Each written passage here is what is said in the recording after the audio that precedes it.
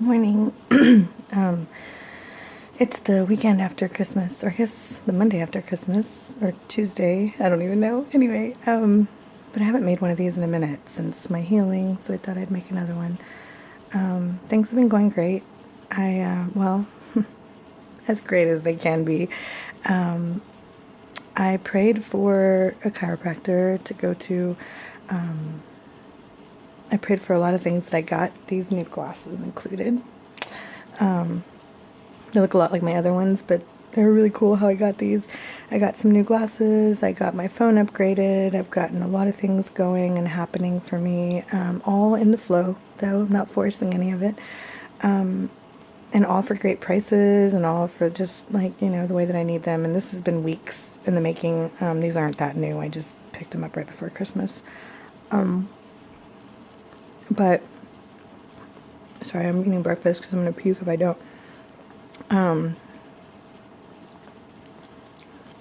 So, I've had lots of beautiful moments.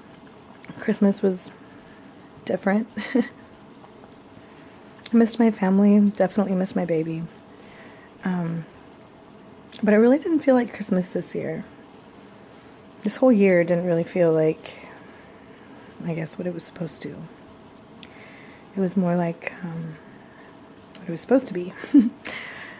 So I should rephrase that. This year was not really what I thought it was supposed to be, but more like what it was supposed to be. Yeah, I like that. So behind me, as you can see, is our little Christmas tree.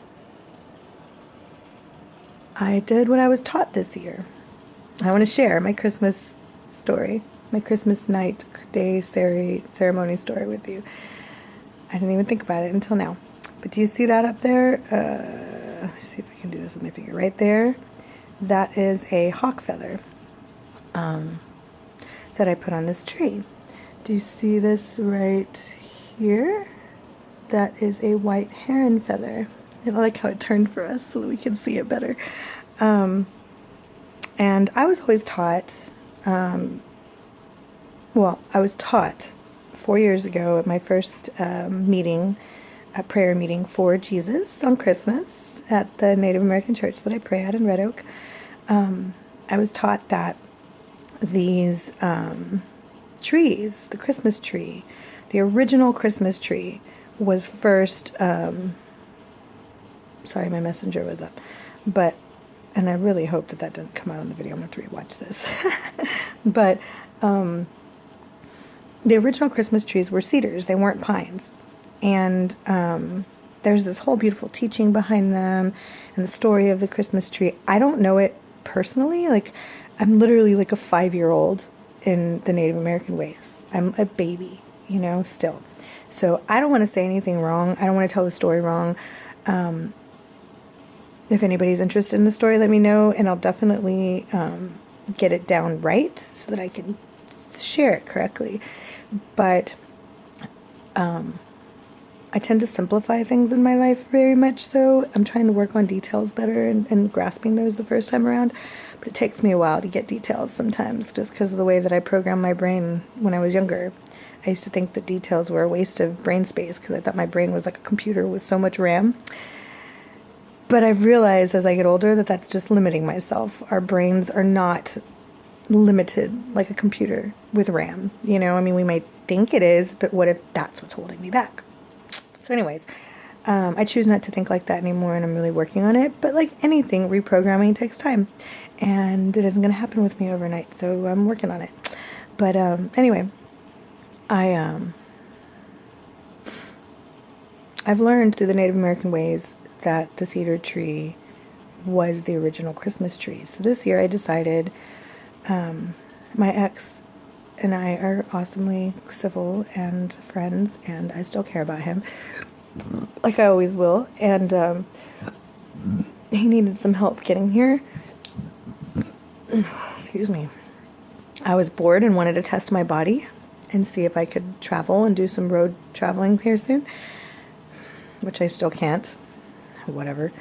I needed a pain med to go just to LaGrange, which isn't even that far. But it was a good experience so that I could see where I was at We ended up getting a chicken hawk, or finding a chicken hawk along the way. In fact, Spirit's been telling me for a long time to take this higher road, regardless. My ex and I have history, and yeah, we might have left in a bad way at the beginning of this year, but I quickly jumped into prayer a month later with him and had to let a lot of that go. And I've been learning through this year and through my journey of prayer and healing just what unconditional love is, and just what walking the walk is, turning that other cheek, all these things that we read about, that we think we do as good Christians, as good faithful people, but I think a lot of times we fall short, and we don't realize that our egos get in the way, and we let our feelings and our pains and our sufferings keep us from taking that higher road and doing what's right. Instead, we want to take fate into our own hands and damn those around us that have hurt us. But I realized something. I believe in karma. I believe in fate also. But I do believe that fate is depicted by the karma that you create. In a sense. I think there are some instances that you can't help that are just going to happen, right? But I also believe that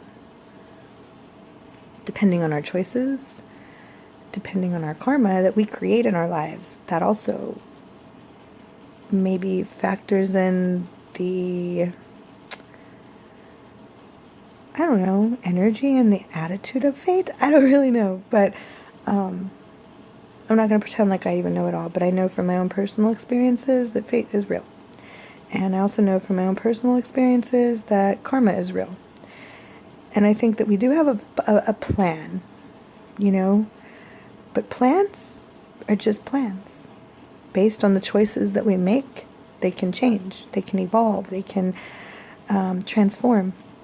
And I think that that's what we get in this lifetime, a chance to follow this plan that we've picked, but in a transformational way with our choices, and it's up to us whether we want to transform the world or we want to transform ourselves. It's like, where's the work most needed, And I think, that saying of working on yourself first, changing you first, it makes so much sense, because you can't change and heal things until you yourself are healed first, right?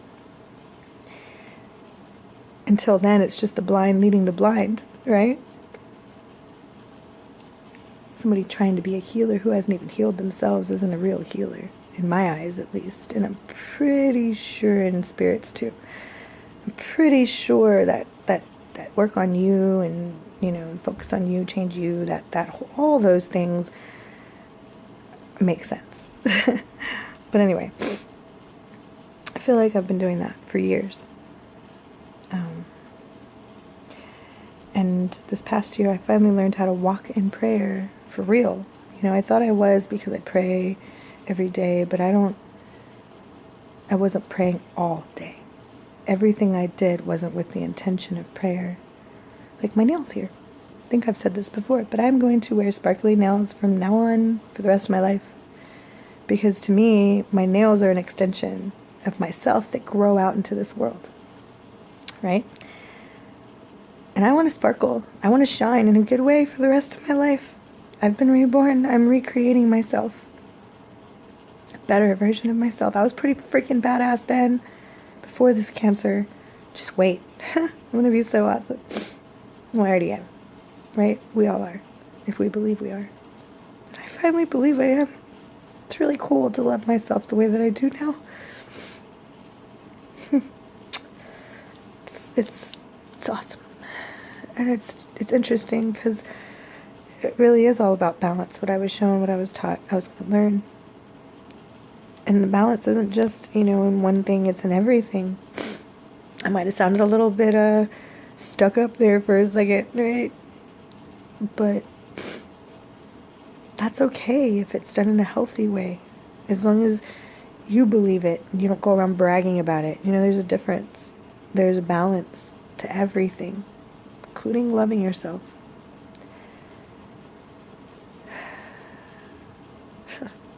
This whole world is a balance. If you choose to see it that way, it makes it so much easier to deal with. Because everything is and everything isn't. And there's a good in everything if you just seek it out. Sometimes the good is leaving. Sometimes the good is walking away. And that's okay. You know? You just got to keep doing what's good. Instead of what's good for you and your heart. Instead of what you think is good for everybody else. For the longest time I did what was good for everybody else but me, and then look where I ended up. I ended up here. In this year of learning and healing and pain and suffering. I didn't show a lot of that enough, I think, because I don't think a lot of people really, especially people close enough to me that saw me every day, I don't think that they really understood what I went through. And that's okay, because I know that I don't complain enough. I see it in my daughter. She doesn't complain enough, and that's my fault. I taught her to be tough. But I don't really know if that's a fault. Because in this world, we gotta be tough. And I feel like I own this world because of it. I wish everybody had that kind of power, you know? Because it's super empowering. But anyway, let me get back to my Christmas story. So, I really wasn't feeling anything when it came to decorating and doing the whole Christmas thing. And then Ryan reached out, and I felt it. I needed to take this higher road. I felt it. I was going to be blessed with feathers, with new feathers. And I knew that this year I've been giving away all my feathers. Most of them. I've been collecting feathers for 5 years. Maybe, longer than that even. But pretty predominantly the last 5 years. And I gave away the majority of them, especially all my beautiful and important hawk feathers this year.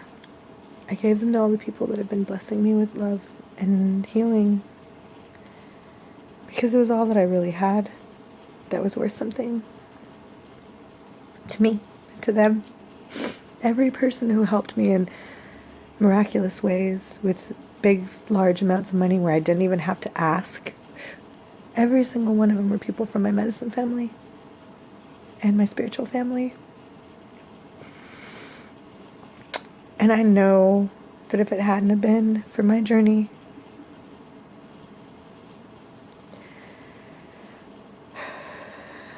and the last 4 years meeting all these amazing people, 5 years,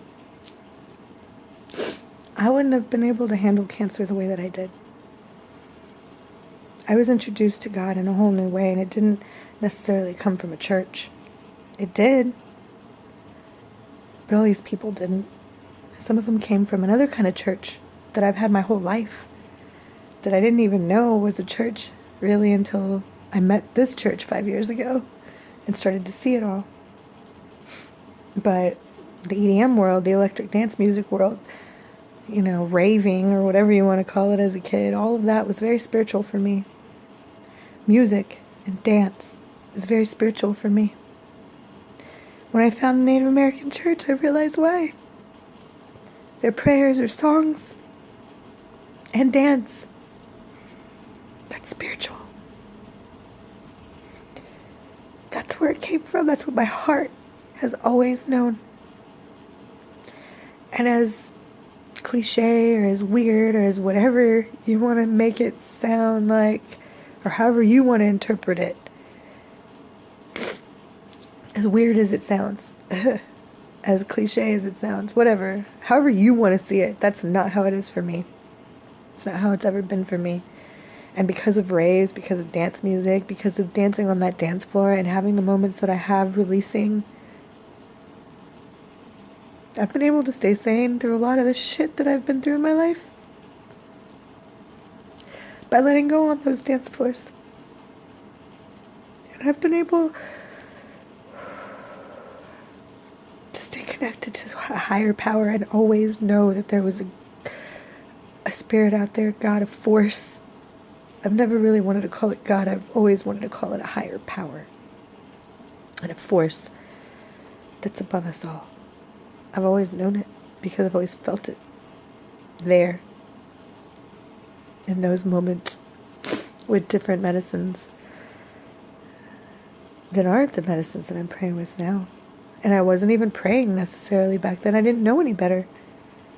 I was still a baby in the womb that didn't know what I know now. I'm only 5 now, you know. Still don't know a lot. But I know this. I learned how to put this tree up right, and I shit y'all not. Okay. What I was taught is you always point feathers down, right? Like this white heron feather here. They point down to the earth to honor the earth. And I remember when I first heard that, I thought that was really beautiful. And I wanted to put feathers on my tree from now on.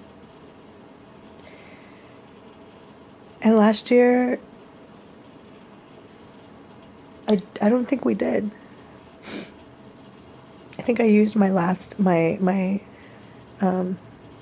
a fake tree that my best friend Adrian gave me when Danae was a baby, when we were like, 15 years ago probably. I've been using the same tree. It was starting to fall apart. It was time to let it go. We went ahead and let it go last year. And I wasn't planning on doing a tree. I wasn't planning on really doing anything. And Raquel came to stay with me and has been staying with me. And her little girl was coming over. And it just felt right, you know, putting together a tree for this little one. She's 3 years old and super cute.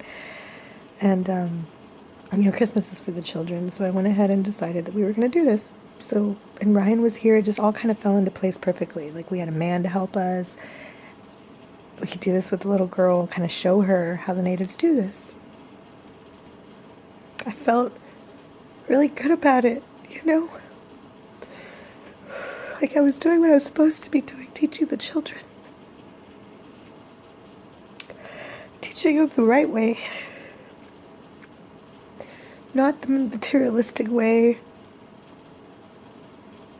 Or the branded way. I was teaching them the ancient way. The medicine way. And it was really cool. And it felt really good in the moments as it was happening. As they were here putting it up. But it didn't feel finished. And I started doing my normal Christmas tree thing where I had to rearrange everything to make it look OCD correct, because I'm like OCD-ish in that way sometimes. And I'm playing around with it. And I'm grateful for Ryan because he came and reminded us of the feathers. And I went ahead and put them on. And it didn't feel right. I don't know if you can see it. You probably can't. There's that little like sparkly, those little 2 sparkle balls there. Under that, or over that, there's like this little star. I was trying to put the star up, but it was like hanging over, and then there's like the little arrangement there with those 2 gold balls that I put in to kind of like hold up the star. You can kind of see the star maybe, like, I don't know, it's like right there next to the feather. Well, it just didn't feel right. It didn't feel like this tree came up to a point like it's supposed to, right? So I sat with it and I kind of prayed, and I was just like, what do I do with this tree? Because the tree is a prayer, you know, that's how I was taught, and I put it together like a prayer. And that picture of my daughter right there, I don't know if you can see it, but right there is Danae. She's still with us. She's coming back on January 5th, but that's how I brought her into the house for Christmas. Her little kindergarten self is up there, filling a hole in the tree that didn't feel right, because my OCD self, I had to fix that, right? So I feel it. I'm like, man, maybe I should put a feather sticking up. And I'm like looking around my whole house, which is the right feather. There's red tail hawk feather screaming at me. So I put it up there, and I'm like, man, I've been taught to put them down, though. Something told me balance. You know, I'm supposed to learn balance and bring balance to this world, or at least my world. I don't know if anybody will listen, but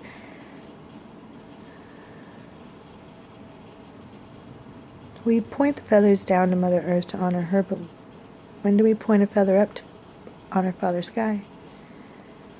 I felt like that was a balance that needed to be completed in my world at least.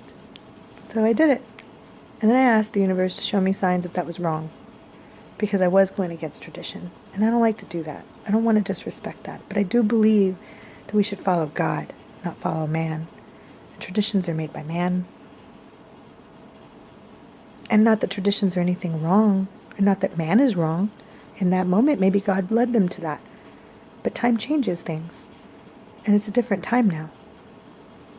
And Kathy said something at the Christmas meeting about how we should always follow God.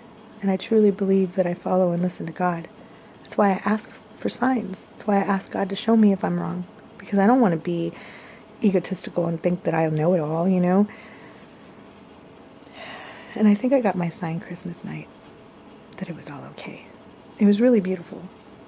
Or Christmas morning, I should say.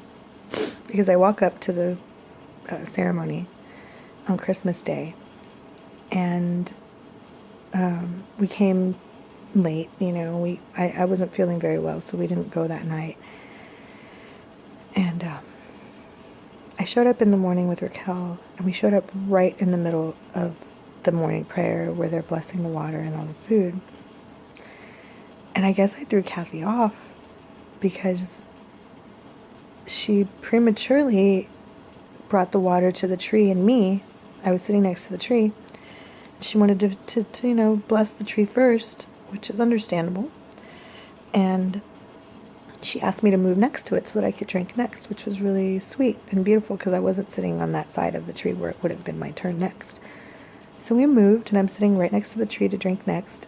And she completely forgot about the 4 songs. She completely forgot about putting the instruments away and all this whole section of the design of the prayer that's supposed to happen first before they pass around the water. And she passes the water, and Quetzal got up and was the person who offered it. And she blessed the tree and then gave it to me, and I drank the water. And then as soon as that happened, Shakala calls out the mistake. And of course everybody's like, oh my gosh. And they throw cedar down to make sure nothing bad's going on with this energy, and you know that I don't get in whatever. But so I'm like, dang, was this my sign that I did something wrong with the Christmas tree? Like I'd been waiting for it, you know? It was like, oh man, and I'm in my mind thinking this, like, this was a big, like, boo-boo. Is it because I made a big boo-boo? And I'm just like, oh my God, looking at the fire and the coals and like asking, like I'm taught, I'm not on medicine, but you don't necessarily need medicine with that fire, is what I'm learning. And literally, dude, like literally, I'm sitting there thinking to myself, oh my God, freaking out. And then something tells me, my guides, spirit, the tree, who knows, the fire, all of it's the same, right? Something tells me, no, that was a blessing. That water is a blessing. And that was a blessing you too got to share. Because you did it the right way. You were blessed. Because you honored the teachings and you taught a child. You did what you're supposed to do. Feathers, the way you design it, that's up to you. You did what you were supposed to do. So you were blessed right now. This is okay. And I hear all this really, you know, like this reassurance that I did the right thing. And then all of a sudden something moves in the tree right next to me. And I'm like, what? And it was like that movie, the Griswolds or whatever, when the tree starts shaking, you know, and then the squirrel jumps out of their face and they're all freaking out. I had one of those moments. I'm like looking at the tree and it's like right here next to me, right? Like I'm sitting right next to the tree. So I look at the tree and it's all shaking, and like there's like this little stocking, ornament that's like swinging back and forth, and I'm like, in my mind I'm thinking to myself like, okay, something definitely just moved because these ornaments are moving and I'm not touching it, you know. And then something tells me, this is your sign, you did what's right. And as soon as I hear this and it says that to my mind, this big pink glitter ball, like, I mean, it was huge, one of these, you know, ball decorations, but it was glitter and pink, and what did I say I was all about? Sparkles and glitter. This nail broke, but I'm gonna fix that. It just, like, the tree pooped it out for me. Or at least that's what I started saying, because I love poop. But it was pretty magical and pretty freaking cool. And that's just my life. You know, I ask for signs and the universe brings them to me in the most miraculous and weirdest ways, along with this knowing in my head when it happens that that's what it is. And I think it's because I open myself up to spirit, I open myself up to guides, I open myself up to blessings every day. That's all it takes, y'all. Blessings and love and openness and asking and talking. And I talk to everything now like it's alive, because it all is. Because we all are alive. We're all connected. Through the oneness, through love, through life. I'm grateful for all of you and for my journey. And thank you if you've stuck it out this far and listened. I love you. Have a great one.